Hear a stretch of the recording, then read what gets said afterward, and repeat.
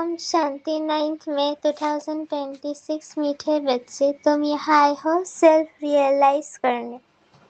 तुम अपने को आत्मा समझ परमात्मा बाप से सुनो। देही अभिमानी रहने का अभ्यास करो।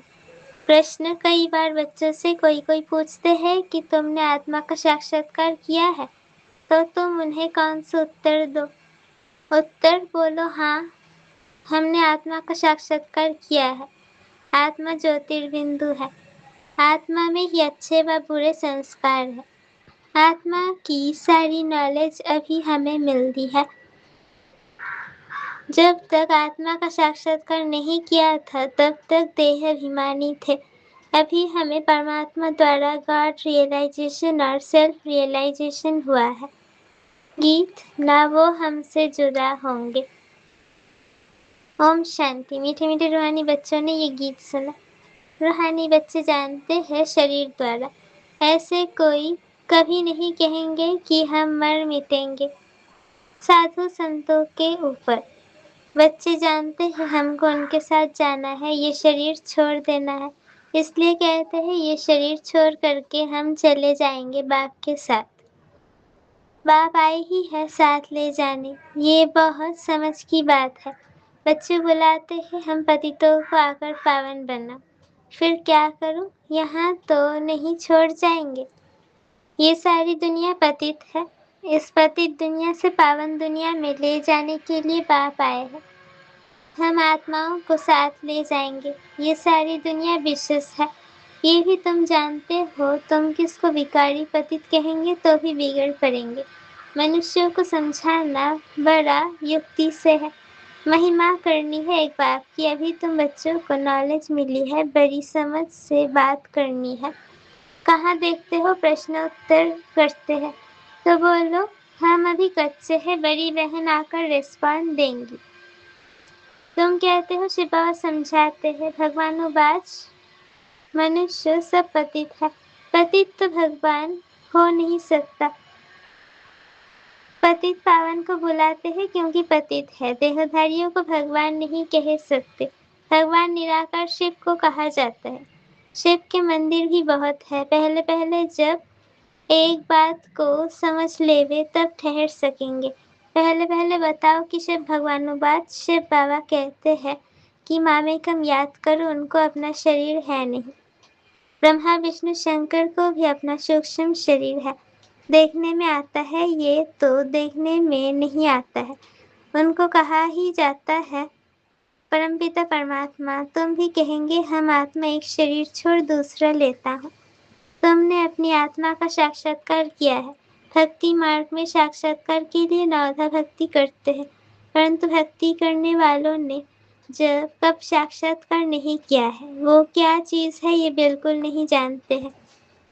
सिर्फ कहते हैं वो निराकार है। बातचीत तो आत्मा करती है, संस्कार भी आत्मा में रहते हैं। आत्मा निकल जाती है तो न आत्मा न शरीर बात कर सकते हैं। आत्मा बिगड़ शरीर कुछ कर न सके। पहले तो आत्मा को पहचानना है और बाप द्वारा ही बाप को पहचान सकेंगे। आत्मा को परमपिता परमात्मा का साक्षात्कार कैसे हो सकता है जबकि अपने को ही नहीं जान देख सकती। फल कहते हैं चमकता है अजब सितारा, परंतु ये किसको पता नहीं है कि आत्मा में 84 जन्मों का पार नोंदा हुआ है। मनुष्य बिल्कुल देह अभिमानी रहते हैं। जब बाप कहते हैं देह अभिमानी बनो, अपने को आत्मा समझ, फिर मेरे द्वारा सुनो। सुनने वाली आत्मा है। आत्मा को सुनाने वाला परमात्मा चाहिए। मनुष्य को समझाने वाला मनुष्य ही होगा। ये आत्मा का ज्ञान किसको है नहीं, इसलिए कहा जाता है पहले आत्मा को जानो, सेल्फ रियलाइज करो। आत्मा खुद ही कहती है आत्मा को हम रियलाइज कैसे करें, ये थोड़े ही किसको पता है। आत्मा हमारी में कैसे सारा पार भरा हुआ है, साधु सन्यासी आदि को ही बता न सके। बाप को ही आकर बच्चों को सेल्फ रियलाइज कराना पड़ता है। बाप कहते हैं अपने को आत्मा समझ, मुझ निराकार परमपिता परमात्मा से सुनो। आत्मा और परमात्मा जब मिले तब ये बातें हो। दुनिया को ये पता ही नहीं है कि परमपिता परमात्मा कब आएंगे, कैसे आकर समझाएंगे, ना जानने के कारण मतभेद में आ जाते हैं। उन सब का मदार है शास्त्रों पर। बाप कहते हैं उनसे ना तो मुझे रियलाइज कर सकेंगे, ना अपने को रियलाइज कर सकेंगे। वो तो कह देते आत्मा सो परमात्मा। ऐसे कहने से क्या होता? हमको पतित से पावन कौन बनाएंगे, त्रिकालदर्शी कौन बनाएंगे? कोई भी आत्मा और परमात्मा का ज्ञान तो दे नहीं सकते। इसलिए तुम कहते हो जो आत्माएं अपने बाप को नहीं जानती है वो नास्तिक है। वो फिर कह देते कि जो भक्ति नहीं करते वो नास्तिक है। अब तुम बच्चे भक्ति तो करते नहीं हो, तुम्हारे पास चित्र बहुत अच्छे हैं, चित्र पर ही समझाया जाता है। कोई ने वर्ल्ड के नक्शे देखे ही नहीं होंगे तो उनको क्या पता लंदन कहाँ है, अमेरिका कहाँ है, जब तक टीचर बैठ मैप पर समझाए। इसलिए तुमने ये चित्र बनाए हैं, परंतु डिटेल में कोई समझ नहीं सकते।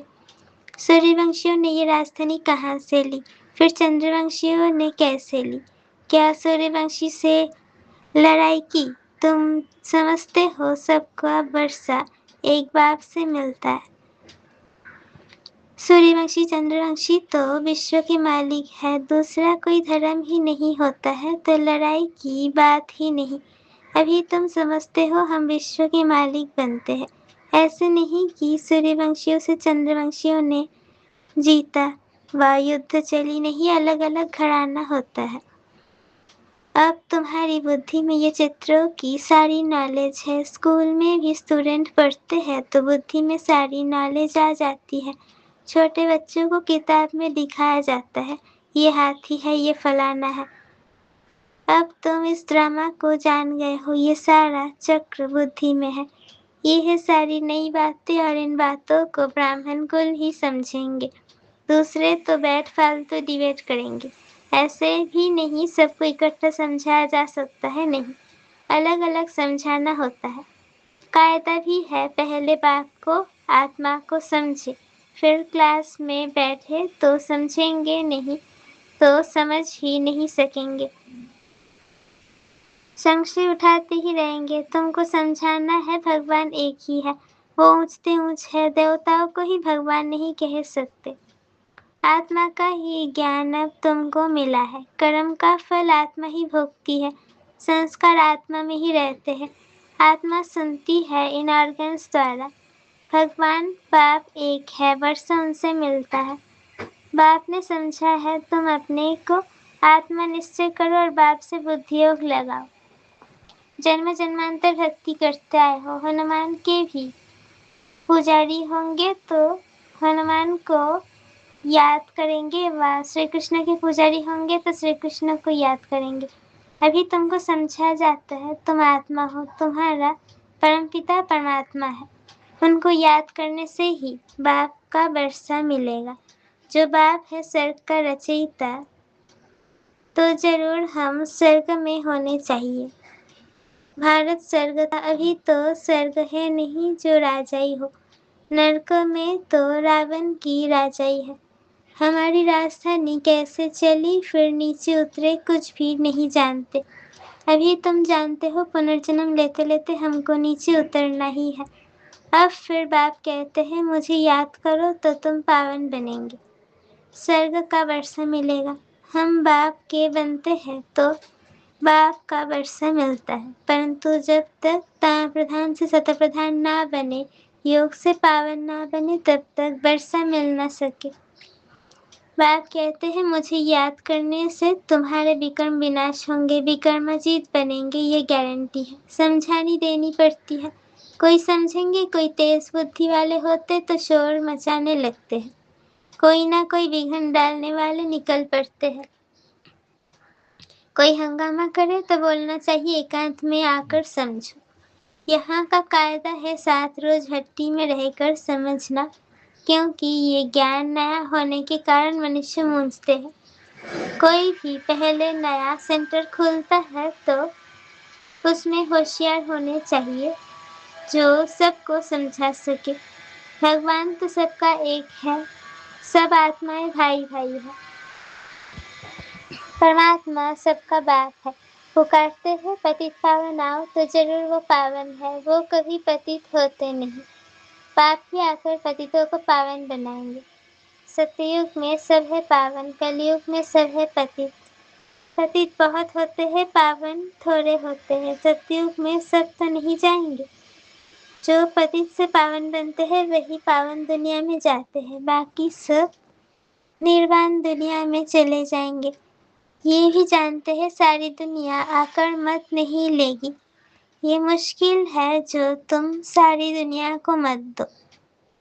अभी सबकी क़यामत का समय है, विनाश सबका होना है। समझाने की बड़ी युक्ति चाहिए।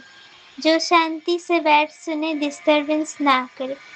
पहले पहले तो बाप का परिचय देना है। शिव ही पतित पावन ठहरा, वही समझाते हैं। गीता में भी अक्षर मशहूर है। पतित पावन बाप ही कहते हैं कि मुझे याद करो तो तुम्हारे विक्रम विनाश होंगे। गीता से ही ये अक्षर तेलुग रखते हैं। शिव ने कहा है, मुझे याद करो, मैं सर्वशक्तिवान पतित पावन हूँ। गीता ज्ञान दाता, ज्ञान का सागर हूँ। गीता के अक्षर तो है ना। सिर्फ वो कहते हैं श्री कृष्ण भगवानुवाच, तुम कहते हो शिव भगवानुवाच। भगवान निराकार है, वो कभी पुनर्जन्म में नहीं आते हैं, अलौकिक दिव्य जन्म लेते हैं। खुद ही समझाते हैं, मैं साधारण बुरे तन में आता हूँ, जिसको ही भागीरथ कहते हैं। ब्रह्मा द्वारा ही रचना रचते हैं, तो मनुष्य का नाम ब्रह्मा रखा जाता है। व्यक्त ब्रह्मा से फिर पावन अव्यक्त फरिश्ता बन जाते हैं। बाप आते ही है पतितों को पावन बनाने, तो जरूर फिर पतित दुनिया पतित शरीर में आएंगे। ये है डिटेल की समझानी, पहले तो समझाना चाहिए। भगवान कहते हैं कि कल पहले मुआफिक मुझे याद करो तो तुम्हारे विक्रम विनाश होंगे। पतित से पावन बनो, गाते भी है, हे पतित पावन आओ। गंगा तो है ही, तुम पुकारते हो तो जरूर कहाँ से आएंगे। पतित पावन आते हैं पतित से पावन बनाने का पाठ बजाने। बाप कहते हैं तुम पावन थे, फिर तुम्हारे में खाद पड़ी है, ये योग बल से ही निकलेगी। तुम पवित्र बन जाएंगे, फिर पावन दुनिया में ही आएंगे। पतित दुनिया का विनाश हो जाएगा। जो समझाया जाता है उसे अच्छी रीति धारण करना है। हम तो सिर्फ ऊंचते ऊंच बाप की महिमा करते हैं। बेहद का बाप समझाते हैं, तुम 84 जन्मों का पाठ बजाते बजाते कितने पतित बने हो। पहले पावन थे, अब पतित बने हो, फिर याद की यात्रा पर रहने से तुम पावन बन जाएंगे। भक्ति मार्ग से तुम सीढ़ी नीचे उतरते ही आए हो। ये तो बिल्कुल ही सहज बात है, ये तो बच्चों की बुद्धि में बैठना चाहिए। सवेरे उठकर विचार सागर मंथन करना चाहिए, फिर जो भी आए उनको समझाना है। मुरली की मुख्य पॉइंट्स नोट कर देनी चाहिए, फिर रिपीट करनी चाहिए, तो दिल पर पक्का हो जाए। पहली मुख्य बात है बाप को याद करना। बाप ही कहते हैं, मन मना भव, मुझे याद करो तो विक्रम विनाश होंगे। अब करो ना करो तुम्हारी मर्जी। बाप का फरमान तो मिला हुआ है, पावन दुनिया में चलना है, तो फिर पतित दुनिया में बुद्धि का योग नहीं जाना चाहिए, विकार में नहीं जाना है। समझानी तो बहुत मिलती रहती है। अच्छा, मीठे मीठे सिकिलते बच्चों प्रति माता पिता बाप दादा का याद प्यार और गुड मॉर्निंग। रूहानी बाप की रूहानी बच्चों को नमस्ते। हम रूहानी बच्चों की रूहानी माता पिता बाप दादा को याद प्यार गुड मॉर्निंग और नमस्ते। शुक्रिया बाबा, शुक्रिया। धारणा के लिए मुख्य सार, पहला पॉइंट, सवेरे सवेरे उठकर विचार सागर मंथन करना है। बाप जो सुनाते हैं उसे नोट कर रिपीट करना है, दूसरों को सुनाना है। सबको पहले पहले बाप का ही परिचय देना है। दूसरा पॉइंट, पावन दुनिया में चलने के लिए इस पतित दुनिया से बुद्धि योग निकाल देना है। वरदान नंबर 1, बिजनेसमैन बन। एक एक सेकंड बाद संकल्प में कमाई जमा करने वाले पदमपति भव। नंबर 1 बिजनेसमैन वो है जो स्वयं को बिजी रखने का तरीका जानता है। बिजनेसमैन अर्थात जिसका एक संकल्प भी व्यर्थ ना जाए, हर संकल्प में कमाई हो। जैसे वो बिजनेसमैन एक एक पैसे का कार्य में लगाकर पदम गुना बना देते हैं, ऐसे आप भी एक एक सेकंड व संकल्प कमाई करके दिखाओ, तब पदमपति बनेंगे। इससे बुद्धि का भटकना बंद हो जाएगा और व्यर्थ संकल्पों की कंप्लेन भी समाप्त हो जाएगी। स्लोगन: जो मांगता है वो खुशी के खजाने से संपन्न नहीं हो सकता। जो मांगता है वो खुशी के खजाने से संपन्न नहीं हो सकता। यह व्यक्ति शरीर सदा अचल अडोल एक स्थिति का अनुभव करो। सदा मास्टर सर्वशक्तिमान की सीट पर सेट रहने वाले ही अचल अडोल रहते हैं। बाप दादा कहते हैं, बच्चे शरीर भी चला जाए लेकिन आपकी खुशी नहीं जाए। पैसा तो उसके आगे कुछ भी नहीं है। जिसके पास खुशी का खजाना है उसके आगे कोई बड़ी बात नहीं। और सदा सहयोगी सेवाधारी बच्चों के साथ बाप दादा रहते हैं, इसलिए घबराने की कोई बात नहीं है। ओम शांति।